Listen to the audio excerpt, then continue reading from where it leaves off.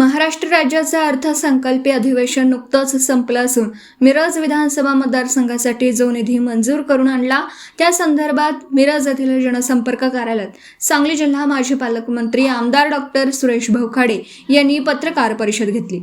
या अर्थसंकल्पातून मिरज मतदारसंघाच्या विकासासाठी एकूण 162.48 कोटी इतका भरीव निधी मंजूर करण्यात आला। या निधीतून पुढील प्रमुख कामे हाती घेण्यात येणार आहेत। राज्य मार्ग असच व प्रमुख जिल्हा मार्ग MDR रस्ते रुंदीकरण व सुधारणा 25 कोटी, मौजे लिंगणूर येथील श्री यल्लम्मा देवी मंदिर देवस्थान परिसर विकास, भक्तनिवास, सभा मंडप, पेविंग ब्लॉक, रस्ते, रोषणाई इत्यादी 2,95,25,407।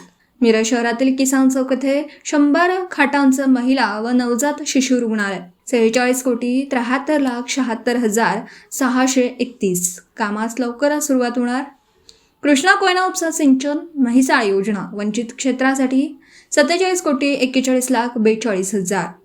बनेवाडी भोसे पाईपलाईनद्वारे पाणीपुरवठा योजना 13,93,87,000। मालगाव, टाकळी, बोलवाड, बेडग, नरवाड, म्हैसाळ, वड्डी या 7 गावांच्या सर्वेसाठी 84,31,000। शासकीय वैद्यकीय महाविद्यालय व रुग्णालय मिरज येथे नर्सिंग महाविद्यालय व वसतिगृह 23,60,15,000।